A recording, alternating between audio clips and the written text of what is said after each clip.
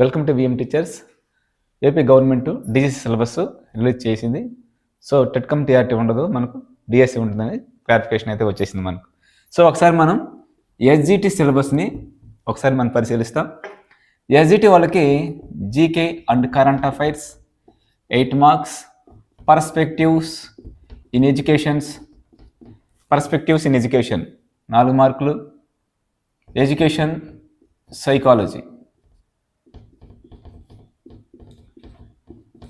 Psychology 8 మార్కులు, content 40 మార్కులు, methods 20 marks.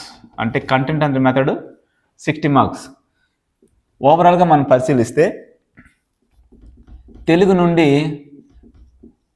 Content and method, Telugu content నుండి 8 మార్కులు, మెథడ్ నుండి 4 మార్కులు.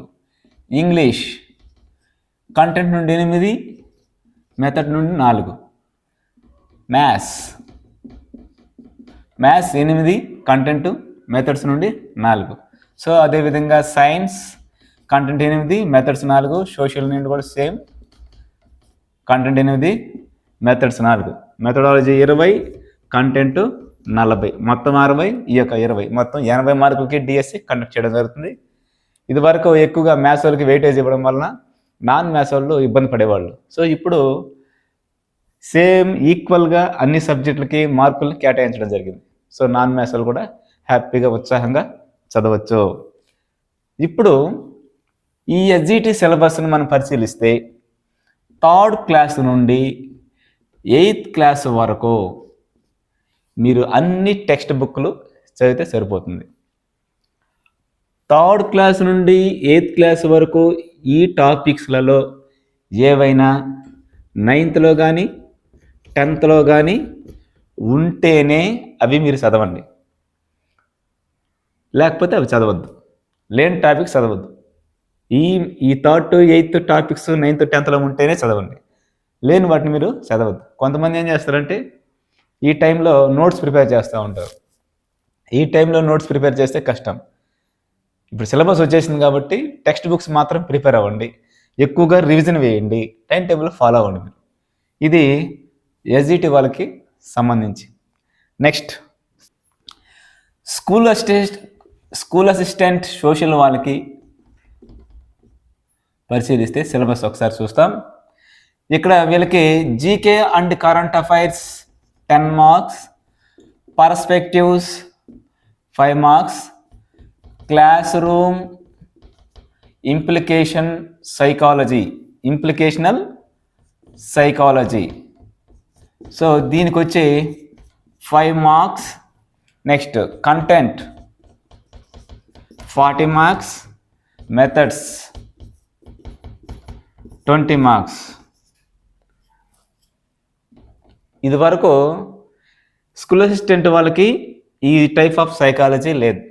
సో కొత్తగా గవర్నమెంట్ ఈ సంవత్సరం ఇంట్రొడ్యూస్ చేసింది. సో పర్స్పెక్టివ్స్కే 10 మార్కులు ఉండేటివి, జీకే 10 ఉండేటిది, అక్కడికి 20, ఇంకా కంటెంట్ మెథడ్స్ కలిపి 60. ఈ మెథడాలజీలో కూడా లాస్ట్ డిఎస్సి మనం పరిశీలిస్తే 16 మార్కులు, కంటెంట్కి 44. కానీ ఈసారి మాత్రం కంటెంట్కి 40 ఇచ్చి మెథడ్స్కి 20 ఇవ్వడం జరిగింది. అంటే ఎక్కువగా మెథడ్స్కి వాళ్ళు ప్రాధాన్యత ఇస్తున్నారు.